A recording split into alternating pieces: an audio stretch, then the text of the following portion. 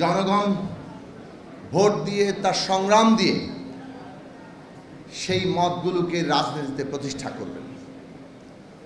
এই পদ্ধতিগত জায়গা যদি আমরা গ্রহণ করতে পারি তাহলে আগামী নির্বাচন কবে হবে এই নিয়ে বিতর্কের অবসান ঘটবে এবং আমরা আশা করি অন্তর্বর্তী সরকার সংস্কার এবং নির্বাচনের দ্রুত রোডম্যাপ দিয়ে এই অনাকাঙ্ক্ষিত বিতর্কের অবসান ঘটাবেন। অন্তর্বর্তী সরকার গড়ে উঠেছে এই সকল রাজনৈতিক শ্রেণী পেশা এবং বিশেষভাবে আমাদের আন্দোলনে ভূমিকা রাখা ছাত্র সমাজ, আমাদের শ্রমিক জনগণের সকলের সমর্থনের ভিত্তিতে।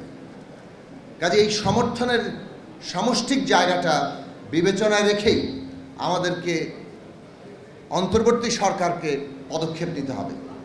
অন্তর্বর্তী সরকার মৌলিক প্রশ্নে কনসেনসাসের উপরে দাঁড়াবে, সেইটাই আমাদের। প্রাণ সসের মাখামাখি টেস্ট নুডলসকে করে তোলে আরো ইয়ামি, আরো জোস। প্রাণ সস, সসের বস।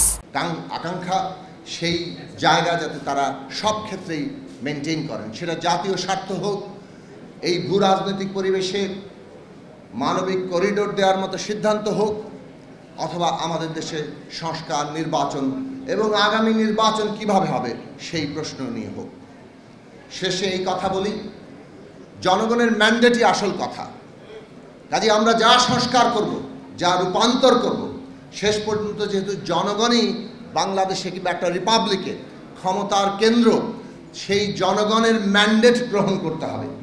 আজকে যাই সংস্কার হোক না কেন, শেষ পর্যন্ত জনগণের ম্যান্ডেট নিয়ে তাকে র্যাটিফাই করতে হয়। এটাই যে কোনো রিপাবলিকের পদ্ধতি। কাজেই আগামী নির্বাচন জনগণের ম্যান্ডেট নিতে হলে যে মৌলিক সংস্কারের কথা আমরা বলছি, সংবিধানের মৌলিক সংস্কার, ক্ষমতা কাঠামোর মৌলিক সংস্কার, সেই সংস্কার করতে হলে সংবিধান সংস্কার সভার নির্বাচন এবং আগামী জাতীয় সংসদ নির্বাচন একসাথে করে জনগণের ম্যান্ডেট নিয়ে বাংলাদেশের গণতান্ত্রিক রূপান্তর ঘটানো, সেটাই হবে আমাদের জন্য টেকসই একটা রাজনৈতিক পন্থা। এই কাজে আমরা ন্যূনতম ঐক্যমত্যে পৌঁছাবো। ঐক্যমত্যই হবে আমাদের পথ পরিক্রমা এবং এবি পার্টি সেই ঐক্যমত্য তৈরিতে তাদের ভূমিকা রাখবে, সেই আশাবাদ রেখে আপনাদের সবাইকে আবারও সালাম, শুভেচ্ছা জানিয়ে আমার বক্তব্য শেষ করছি।